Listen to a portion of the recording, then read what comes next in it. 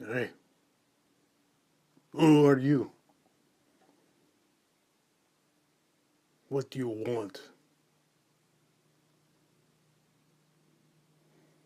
Ah,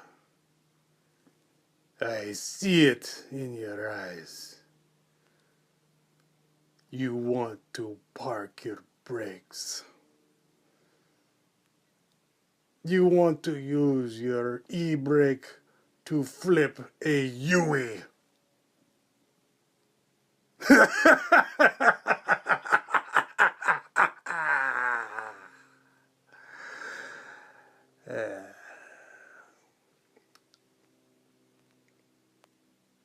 Okay, follow me.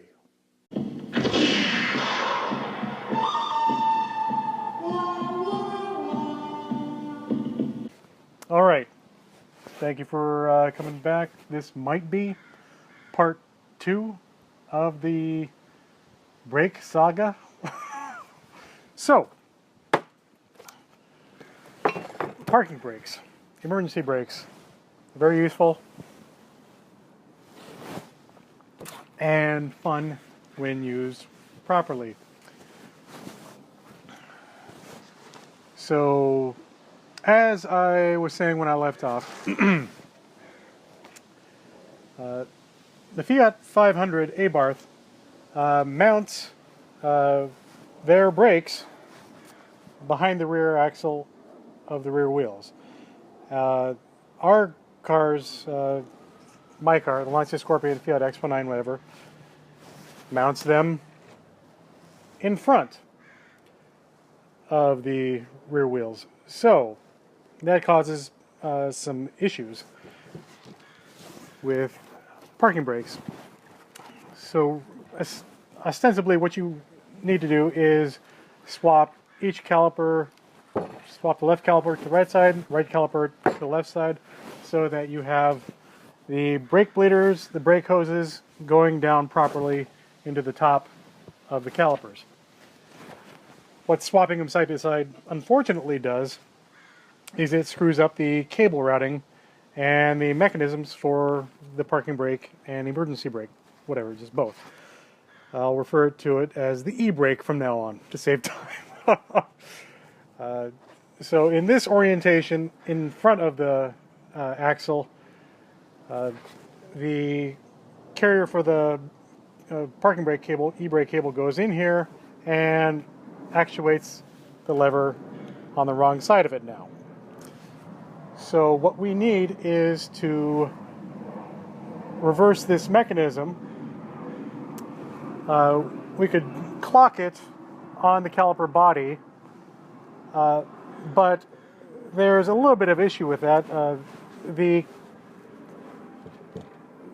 caliper spring arm cable stay or whatever has this bolted in piece right here at the bottom of it, and this caliper body was cast with more meat on the bottom of it than the top. So that's an issue of just rotating it on the caliper body.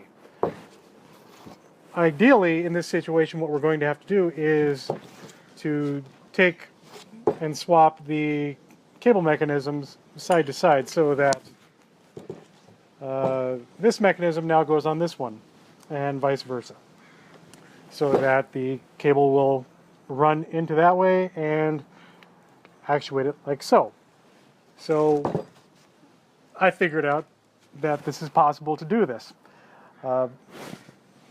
Doing this also, from the very get-go, I was kind of worried, well, since I am now going to be reversing the rotation of this lever, is that going to screw up the actuation of the e-brake? Is it going to pull the piston away from the pads as opposed to clamping down on the pads? And so what I did is I did remove the piston in this caliper and checked it all out, and the mechanism is such that it works if you actuate the lever either direction. So that's smart engineering, so that the company could just make one part for both calipers, and so that my bacon is saved in that manner because I didn't want to have to completely gut each caliper to swap the guts to each one. I'm talking fast. I'm trying to put in a lot of information. I'm sorry if I say the word but my mind is trying to catch up to what I'm doing.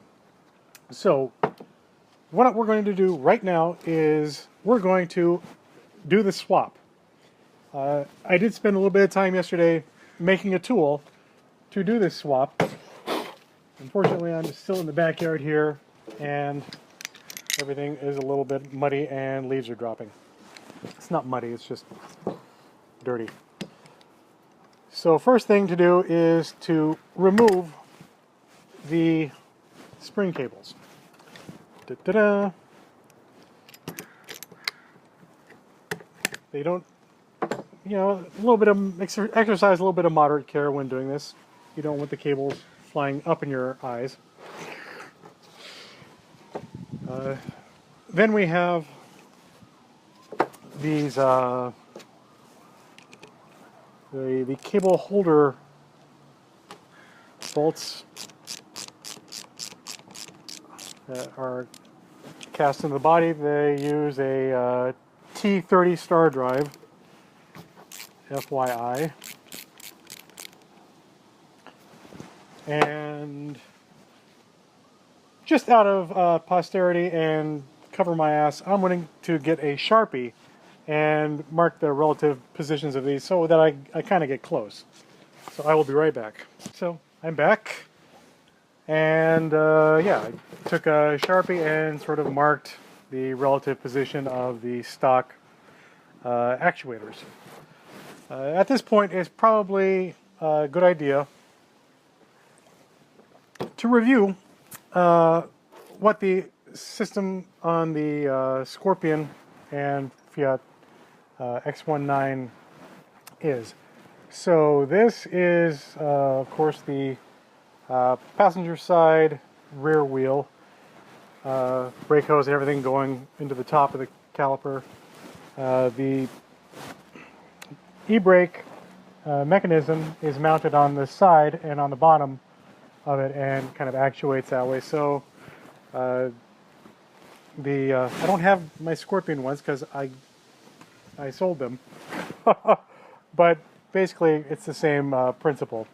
Actuator is on the bottom, comes from the front of the car.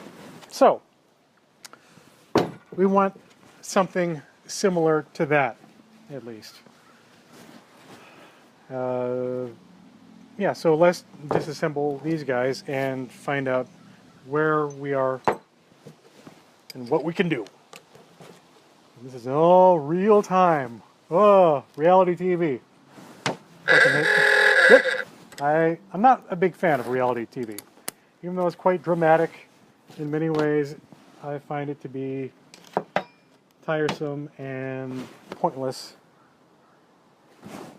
in general. So, I made this little handy-dandy puller yesterday while I was figuring out how to do all this. Painted it gold because you just got to represent. And also, makes it easier to find in the garage. Alright, so using the T130 star drive, we are removing these locator bolts for the cable holders and also the brake stop, the lever actuator stop. So that leaves us with these little threaded stubs which hold the actuator on. Alright, so this just kind of mounts like so. Sits on the end of that and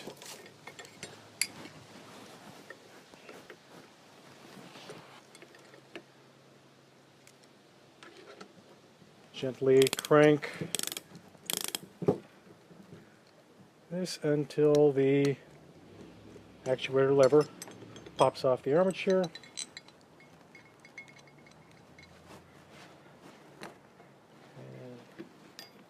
out of this one.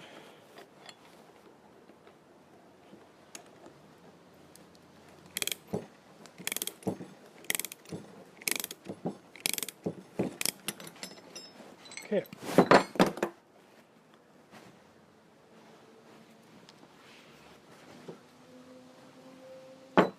So, these levers come off, and it's time to swap them over.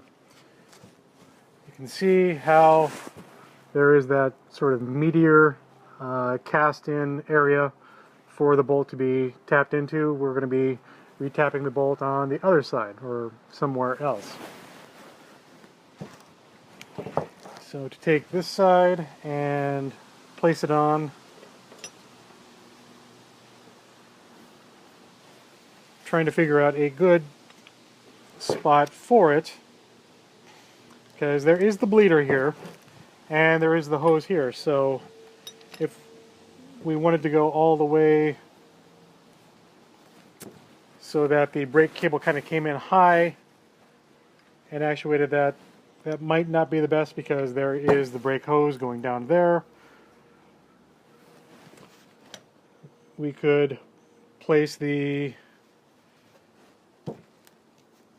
cable holder right there, and that would be kind of close to the bleeder, but that's coming from a low angle where the stock cable was happy to come this direction anyway, so maybe that is the better way to do it. And if you want to look, that kind of puts us about midway as far as meat goes to put a new bolt there. That might really be the best way to go about this. Let's take the this arm and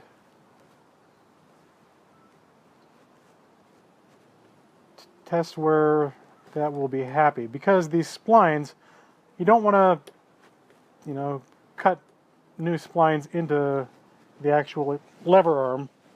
So you kind of want to feel where they kind of want to naturally pop in to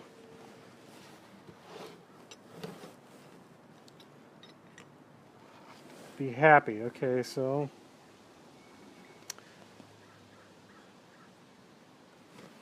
that might not be a bad place for everything. It looks like it's going to clear everything quite happily.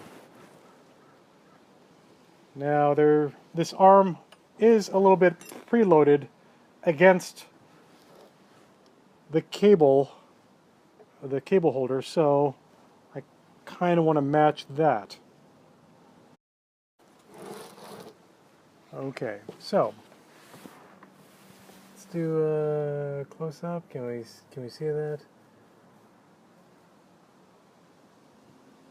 That's the splined little bolt on the back of that for the actuator.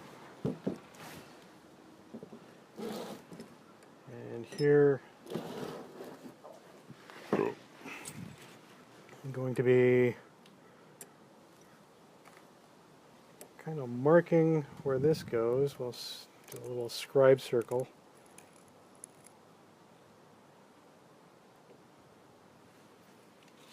And then we're also just going to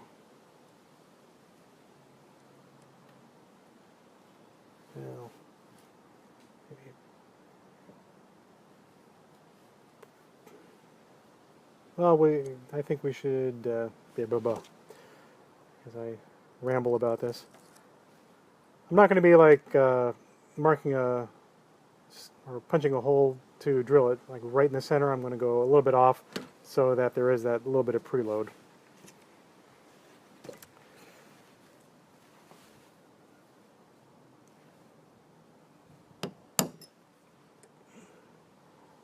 That should,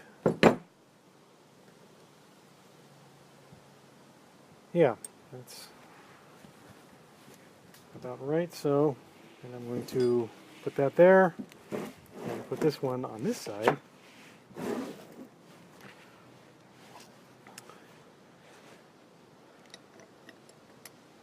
Take that handle, put that there-ish.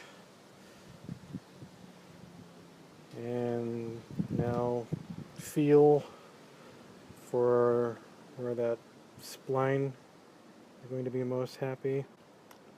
Which, screwing that up because that's on the wrong side. Live action. Gotta love it. Okay.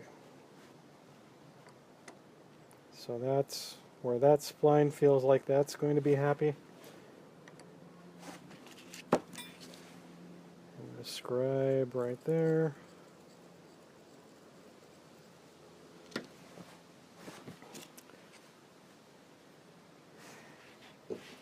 And then get the punch out.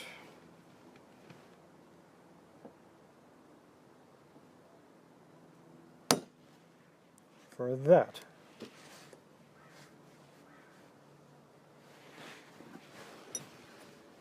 All right. So at this point, going to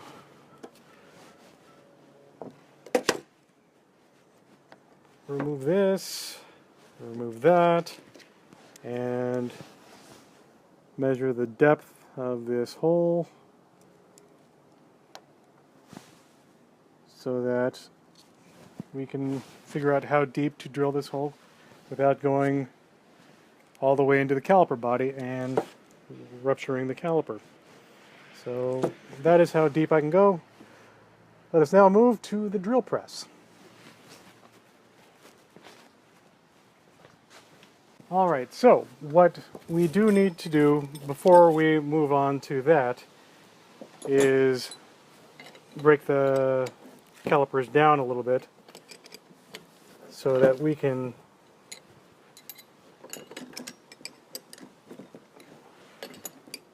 drill a straight hole into the body right there.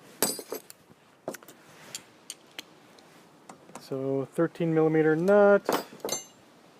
These are like a 17 millimeter bolt.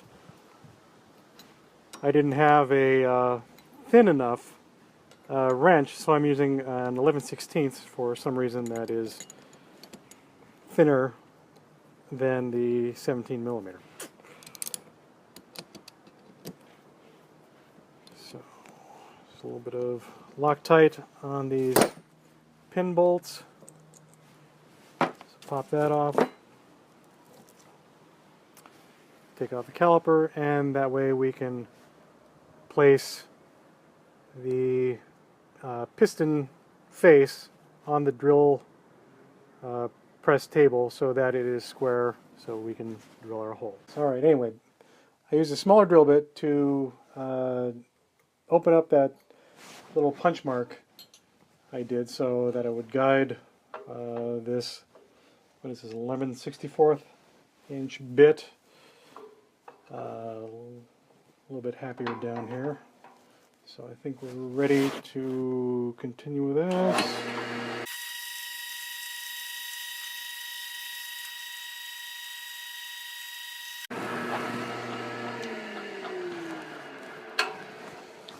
All right. And I also marked the drill bit with a Sharpie so that it wouldn't plunge too deep where we didn't want it. Okay, now we take this over and we're going to do some tapping. Just so you know, I did go up to a 3/16 from 11/64s because that was a little tight for tapping this 6 millimeter hole.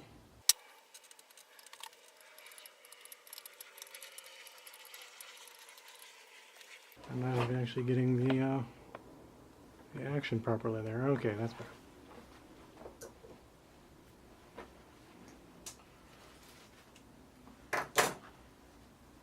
Before I get too far on this, I should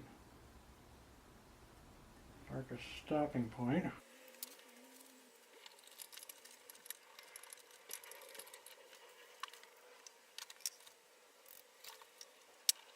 You want to clean the threads and clean the hole out of shavings so you're not compressing shavings as you go.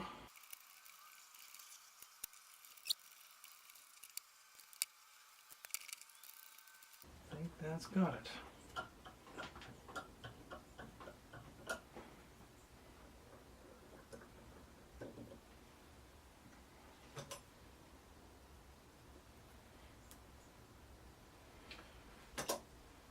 See how this all goes together. So this is a happy little bolt.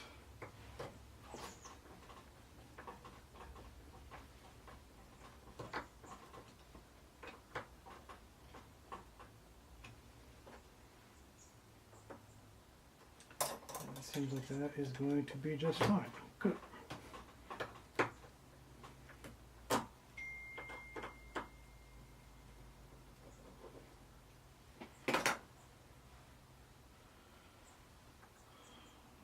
Clean some of this shavings out of the brake goo. We'll put some brake caliper grease in there afterwards.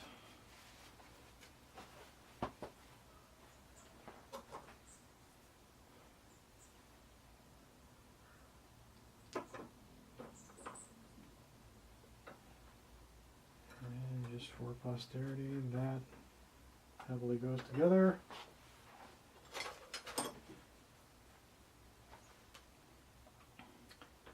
And this pops on.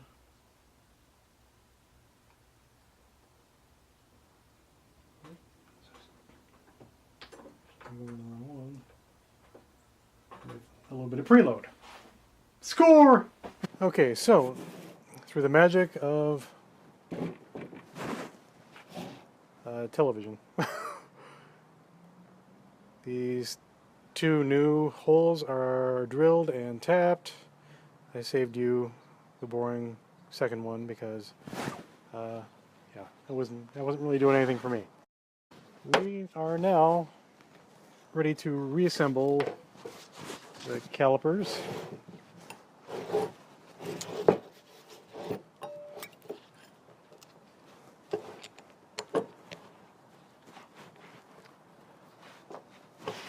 Just doing a quick reassemble on this. We're not going to worry about Loctite yet. I will do all that stuff on final assembly before putting it on the vehicle.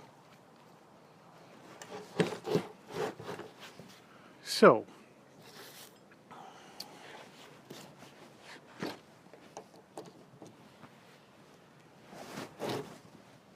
pop this guy off, and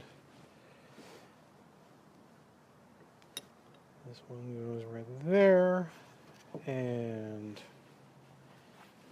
this new arm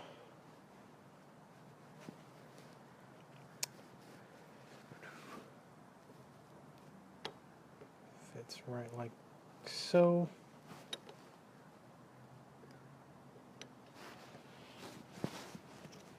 So we're going to press these arms,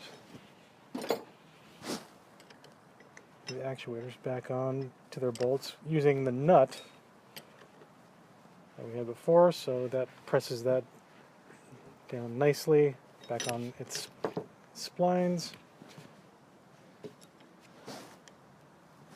Yeah, that is a nice little bit of preloading pressure.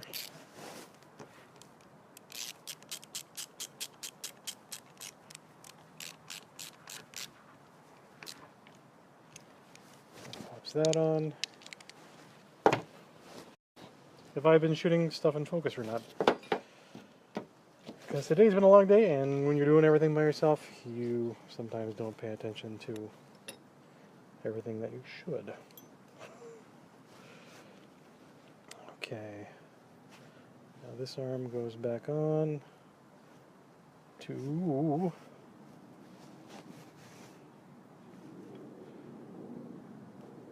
here. Yes.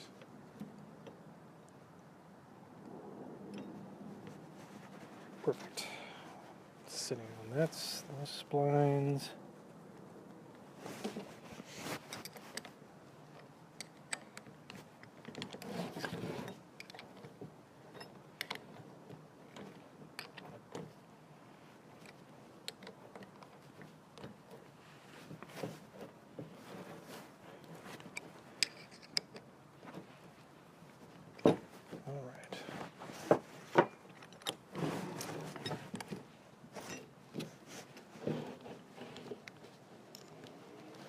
That guy onto its little preloaded bolt.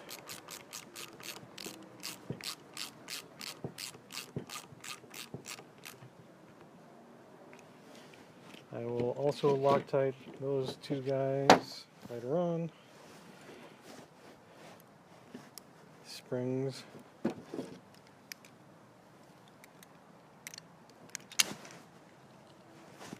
to pop in.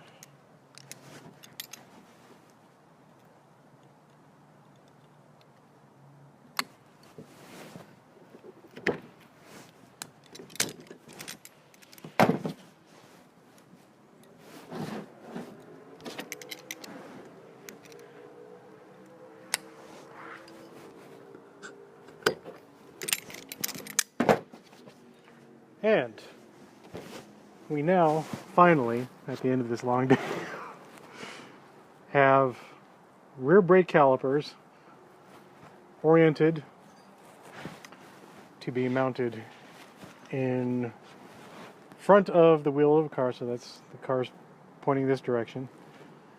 And here's the wheel and hub, here's the whatever.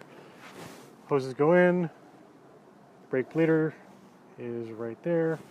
Now the cables can go up from the front and attach, and we can have parking brakes. I hope you enjoyed this. This one was kind of a push to get through because I knew some people were curious about what I was doing here, and they were getting ready to buy some parts. So I pushed to get this episode out. Hopefully you will be as successful as I am, and we will all have great brakes, great modern brakes for these 40-year-old cars.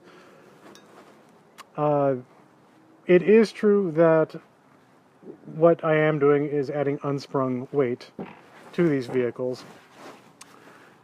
The braking power should be amplified, magnified, whatever, and the parts should be much more reliable, much more easy to get. One thing I haven't discussed is master cylinders. Putting larger brake pistons, front and rear, on a car is going to require a larger master cylinder because it's going to be required to flow more fluid to create the same pressure. So I'm going to have to probably buy a larger master cylinder for this car and figure out how to do that. What's kind of unknown and has been a topic of discussion is what is going to be the right ratio to find for this. A lot of people are saying if you go up too large in master cylinder size, you have to press much harder to get the same effective braking. I think intuitively I'm thinking it's going to work out because I'm moving the calipers further away on the radius away from the hub, so I'm going to have more mechanical advantage in this instance. So hopefully everything will be a wash. It is going to be something to figure out though. So I'm not making any claims like I've got it all figured out. This is still just a big experiment. But for those of you who are interested in, kind of going down this route, it is possible. So anyway, thank you for spending the day with me. If you like my videos, please like them. please subscribe, I guess, or not. Give me your comments and feedback. Let me know if there's something I can do better. And we're going to get closer next time to doing some engine bay work, because I know that's more interesting in putting an engine in a car as opposed to working on brakes. Anyway, thank you for watching. Goodbye.